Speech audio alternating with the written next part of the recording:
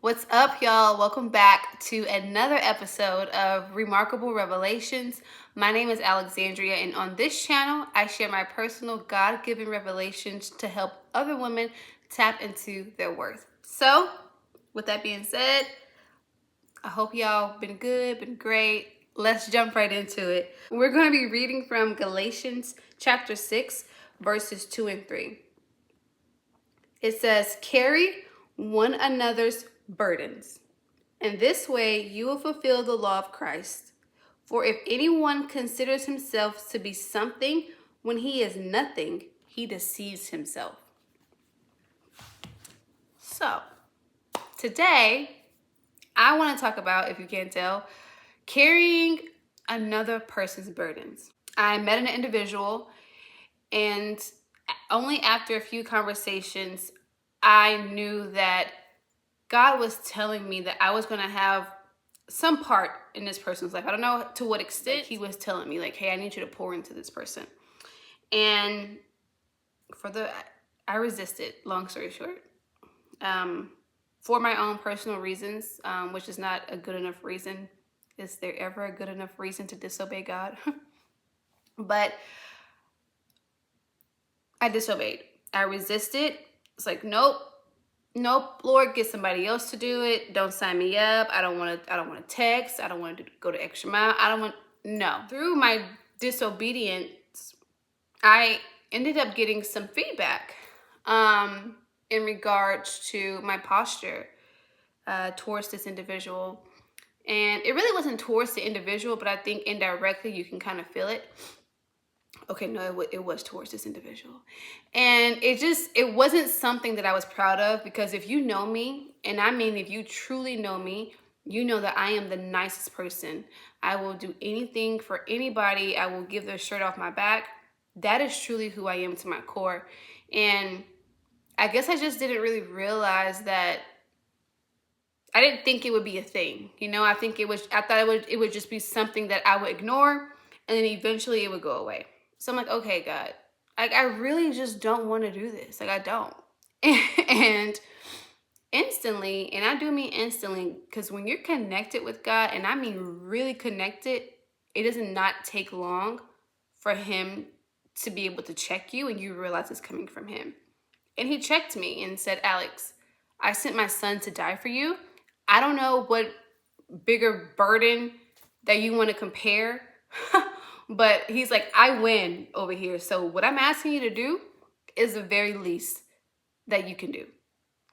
And I'm like, all right, Lord, checkmate. You win. So, and to be fair, it wasn't really, I don't want to help them. I don't want to do that, because I'm not a bully. That's not who I am. I just couldn't understand the logic of why I had to do it. But that's also a problem, because when God speaks and you align it with his word, and 1 + 1 = 2, there is no rationalizing that needs to take place in your mind. That's why we shouldn't say, follow your first mind. We shouldn't say that, because we're not smarter than God. So everything flows from the heart, and we have to check our hearts. And if God were to open up my heart, which he did, he would see, like, there's some ill intent in there. And it's not to say that I'm talking about this person. Like, it's just, I just don't want to do it. Like, I don't want to do it. And my heart was not in the right place. My posture in reference to this individual was not in the right place. So God exposed that to me. You got my undivided attention. I'm all ears. I need you to help me understand, how does me doing what you're asking me to do help this person? In my opinion, I feel like I'm enabling them and not helping them. But then, again, he says, I'm not telling you to fix them, Alex. I'm telling you to do one simple thing.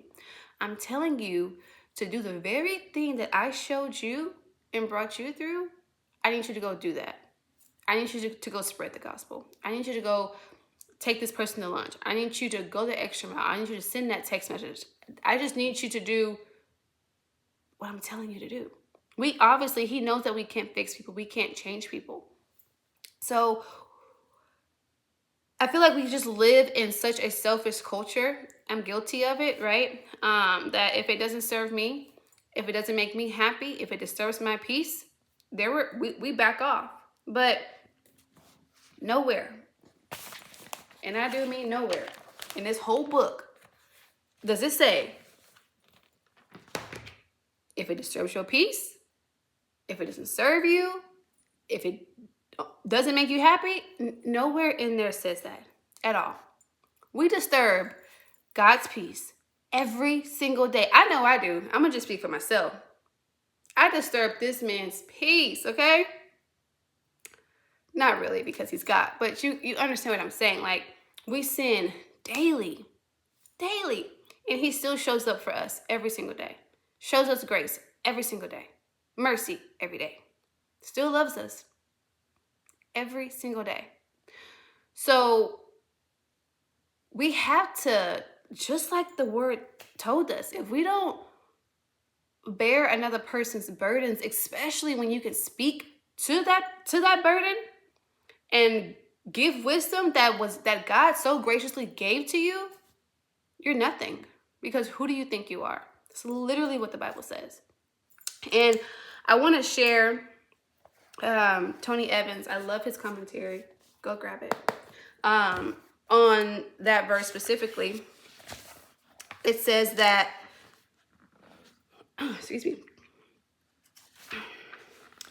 to restore a sinning brother or sister is an example of carrying one another's burdens. But burdens don't necessarily imply sin. The burdens of life can include all sorts of weighty problems: physical, relational, financial, and emotional. Believers are to serve one another like spotters serving those who are lifting weights. When the strain of a burden becomes more than an individual can bear, a spotter lifts the weight off of his chest. Carrying the burden of another can take an unlimited number of forms, including prayer, making time for that person, providing practical assistance, giving financial assistance, and providing a listening ear. Such burden bearing will fulfill the love of Christ, which is the law of love. And I want to continue because he says verse 3 so well. Any Christian who considers himself above the responsibility to serve others in this way, in carrying their burden, is thinking too highly of himself. He considers himself to be something when he is nothing. Like, who do we think we are sometimes? Like, it's just, again, God just checks mates. I love it. So we have to stay, for me anyway, it's a reminder. I have to think back. When my flesh wants to be louder than his word, I have to remember where he brought me from. I have to remember my surroundings.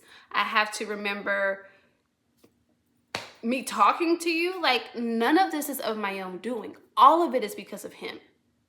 So I need to act accordingly and move and do what he has told me to do and go share the gospel, because at the end of the day, all it's going to do is God is going to do something through me, and he is going to do something through that person.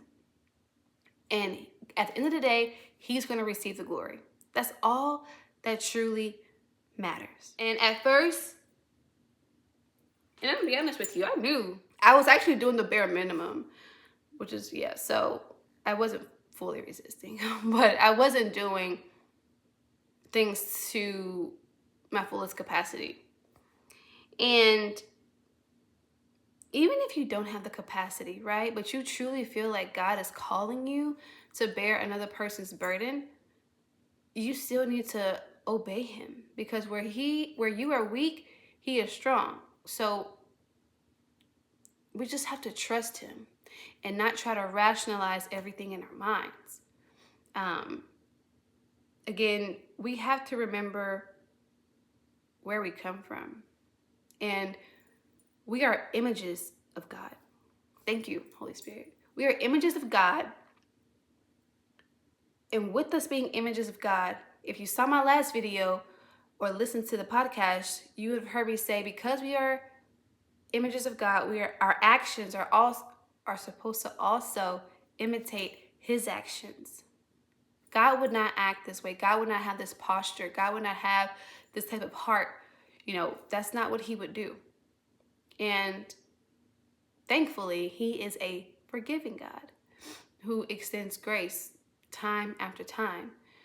So with that being said, I haven't seen this whole thing through yet. I've already actually taken the necessary steps to make time for this individual. But what I received today from him was a revelation in itself. Never think that you're too good. Never think that, God, I got too much going on. It's not meant for me to bear. God know what you got going on. And trust me, you don't have more problems than God. So if he's calling you to it, then just trust him.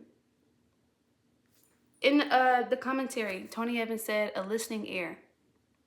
That's how you can show up for somebody. That's how you can bear another person's burden.